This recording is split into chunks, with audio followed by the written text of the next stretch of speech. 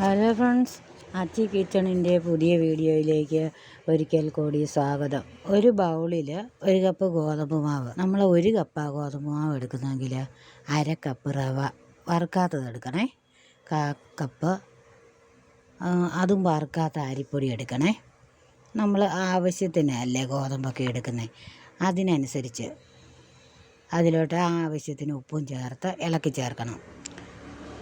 എന്നിട്ട് കുറച്ച് തൈരും കൂട്ടി ചേർത്ത് ഇളക്കി ചേർക്കണം. എന്നിട്ട് തികയാത്തതിന് വെള്ളവും കൂടി ചേർത്ത് വയ്ക്കണം. ഒരുപാട് കുറുകിയൊന്നും ഇരിക്കണ്ടേ, വെള്ളം ചേർത്ത് നമുക്ക് ഇളക്കിയെടുക്കാം. റവ ചേർക്കുന്നത് കൊണ്ട് വെള്ളം അങ്ങ് കുറഞ്ഞു പോവേ. വെള്ളം ചേർക്കുന്നതുകൊണ്ട് റവ ചേർക്കുന്നതുകൊണ്ട് വെള്ളമെല്ലാം കൂടെ പറ്റിപ്പോകും. എന്നിട്ട് അതിലേക്ക് 2 പച്ചമുളക് ചെറുതായിട്ട് അരിയണേ. ചെറുതാക്കി 2 സവോള അരിയണം. ഇഞ്ചി ചെറുതാക്കി അരിഞ്ഞത്, കുരുമുളക് പൊടിച്ച് ചേർക്കണേ. 1 സ്പൂൺ കുറച്ച് കറിവേപ്പില പൊടിയായിട്ട് അരിഞ്ഞ് ചേർക്കണേ. 1/2 സ്പൂൺ ചെറുജീരക പൊടി ഇടണം. ഇതെല്ലാം കൂടി ചേർത്ത് ഇളക്കി നല്ലതുപോലെ കുറുകിയിരിക്കണേ.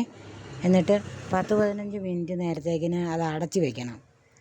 എന്നിട്ട് ഈ എടുക്കാൻ നേരവേ 1/4 സ്പൂൺ സോഡാപ്പൊടിയും കൂടെ ചേർത്ത് നല്ലപോലെ ഇളക്കി ചേർക്കണം. സോഡാപ്പൊടി അവിടെ ഇവിടെ ഇരിക്കാതെ ഇതുപോലെ മാവിരിക്കണം.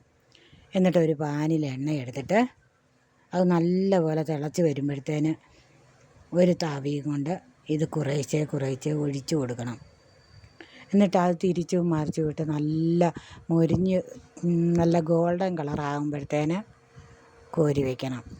അങ്ങനെ നല്ല അടിപൊളി പൂരി പോലെ ഇരിക്കും കണ്ടാൽ.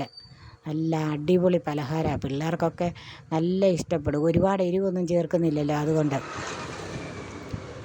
അടിപൊളി പലഹാരമാണ്.